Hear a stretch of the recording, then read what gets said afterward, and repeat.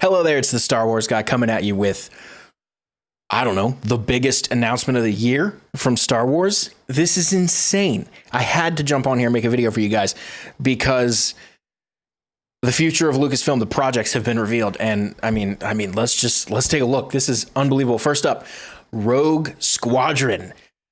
Apparently they saw that we, the fans, enjoyed Rogue One, and they're going to give us more of that. So that's amazing. Next Star Wars feature film will be Rogue Squadron, directed by Patty Jenkins, who did Wonder One. Let's see. The story will introduce a new generation of starfighter pilots as they earn their wings and risk their lives at a boundary-pushing high-speed thrill ride and move the saga into the future era of the galaxy. Nice. I mean, if you're anything like me, you played the Rogue Squadron games as a kid, or maybe you played them now. I don't know. Squadrons just came out. This is, I mean, the potential to see Hera, the potential to see... Does it say when it's going to take place? If not, I guess it's got to take place during the rebellion. So we have a potential to see Wedge, Biggs, possibly even Luke. Who knows? We can see so many things in that. All right, let's move on. There's too many to get to here. Untitled Taika Waititi film. I love Taika Waititi. And if he's doing a film, I'm so on board. His approach to Star Wars will be fresh, unexpected. Now, he directed an episode or maybe a couple episodes of The Mandalorian, and as Kathleen Kennedy says, his enormous talent and sense of humor will ensure that audiences are in for an unforgettable ride. He's an amazing filmmaker, and that's a great point she brings up. His sense of humor he brings to everything. He's a hilarious guy, and it's going to be great. There's so much good stuff here. Obi-Wan Kenobi. Now, here is probably the biggest announcement of the day. Here, again, yes, Hayden Christensen is coming back for Darth Vader. Are you as excited as I am? That is, I mean, he's Anakin. It's amazing.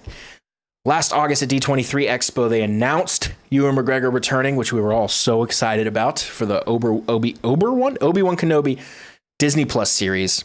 And now it's officially titled Obi-Wan Kenobi, I suppose. 10 years after Revenge of the Sith. And now, Anakin Skywalker is returning. Hayden Christensen is back. Directed by Deborah Chow, who also does some amazing episodes of The Mandalorian. Oh, what does he say here? There's a quote from him. It's such an incredible journey playing Anakin. Of course, Anakin and Obi-Wan. This is very boilerplate. It will be interesting to see what an amazing director like Deborah Chow has in store for us all. Excited to work with you. And again, that was basically written by his management, you could tell. But I'm glad he's back. I know you're glad he's back. Ahsoka, we knew this was coming. And this speaks to the fact that we probably will not see her again in The Mandalorian because she's just popping in and then popping out to her own franchise. So Ahsoka Tano's story written by Dave Filoni, so it's going to, fit right with everything else we've seen. He's basically the genesis of that character. Continue in a limited series starring Rosario Dawson and executive produced by Filoni and Favreau.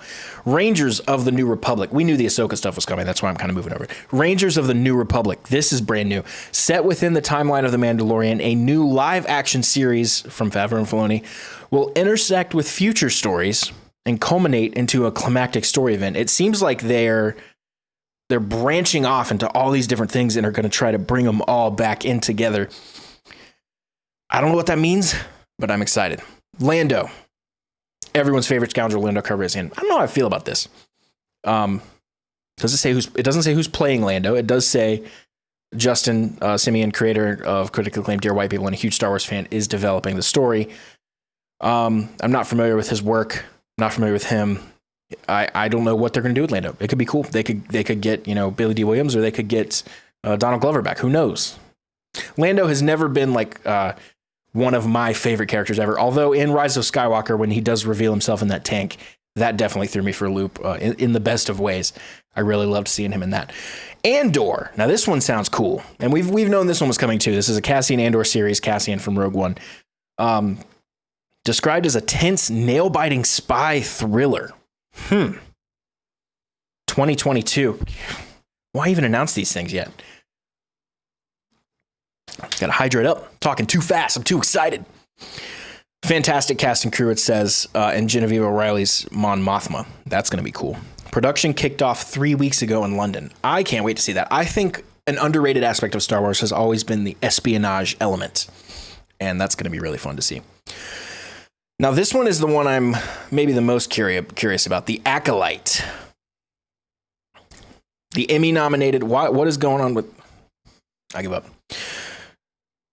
A new Star Wars series, Disney Plus, with The Acolyte. It's a mystery thriller that will take the audience into a galaxy of shadowy secrets and emerging dark side powers. You know I'm all about that dark side. In the final days of the High Republic era. That will be very interesting. Another one we knew was coming. You see how insane this was? There's like 10 shows here. Star Wars The Bad Batch. Now, the cool part about this is it's going to follow the members of the Bad Batch after the Clone Wars. So basically, they're struggling to figure out where they fit in society. They're clones, they're defective clones. They couldn't even fit in the clone army. Now they're out into the universe, into the galaxy, taking, it says they're taking mercenary missions, daring mercenary missions, struggle to stay afloat, and find new purpose. That's going to be great. And I assume Echo's with them now. So that's going to be really cool. This one is also, it's just too much good stuff. Now I have stuff to say at the end of this too. Star Wars Visions, presenting all new creative takes on the galaxy far, far away. It's going to be a series of animated short films celebrating Star Wars through the lens of the world's best anime creators. So 10 fantastic visions, their words, from several of the leading Japanese anime studios. So it's going to be a new way to look at Star Wars. I can't wait for that. I have a feeling some of them maybe aren't going to be so good, and some of them are going to be unbelievable. Of course, I'm going to love them all no matter what. A droid story. When I saw this title, I thought that's going to be amazing. And then when I read the summary, I wasn't so sure. So let's discuss. As Lucasfilm continues to develop new stories, the intersection of animation and visual effects offers new opportunities to explore. Now, it's an epic journey that will introduce us to a new hero. So they're going to create some original character, but guided by legendary R2-D2 and C-3PO. That part I'm not sure about. I don't know. We'll see. We'll see how it goes. Other things they're doing, Indiana Jones, Harrison Ford's back for that, Willow, and Children of Blood and Bone. But I'm the Star Wars guy. I'm not the Willow guy. So we're going to go back up here and talk more about Star Wars. Now, my question to you is this. Are they doing too much? Are they taking on too much? Granted, consider the fact that Lucasfilm and Disney have essentially unlimited resources. They can do all this stuff theoretically. But we already saw this kind of happen and flop. And that was, they had all this stuff planned out. They were going to do a Star Wars movie every year. And then Solo came out, and Solo did not perform well. I loved Solo. One of my favorite Star Wars characters ever. Infus Ness is in that movie. I loved Solo. Apparently no one else did, because it didn't perform very well. And they basically saw the results of that and were like, oh, back up, cancel everything. We're not doing Star Wars every year anymore. Is that going to happen again here? As soon as they see one thing not perform well, and that's going to happen because there's so much, that they're going to backtrack. And a lot of this stuff we're seeing here and getting excited about, I'm afraid it could get on the chopping block. I think the Kenobi series is going to make it all the way through. Of course, that's probably going to be the biggest thing to come out of this. Rogue Squadron movie, probably going to make it, following up on the success of Rogue One. Rogue One was great because it brought in a lot of old Star Wars fans that didn't care for the prequels, didn't care for the sequels. They're older. They just like the original stuff, and they liked that feel. And Rogue One really captured that feel. Ahsoka's going to do well, kind of in a cult way, I think. Rangers of the New Republic, that could be one of the first ones to go. Andor, I think that'll be really cool. Bad Batch could go. Visions, who knows? Who knows? They could cut any of this stuff at any time. So my question to you is that, what do you think they're going to cut? Do you think we're going to see all of this? Because it is a lot. And I want to know what you think about all these announcements that came out today.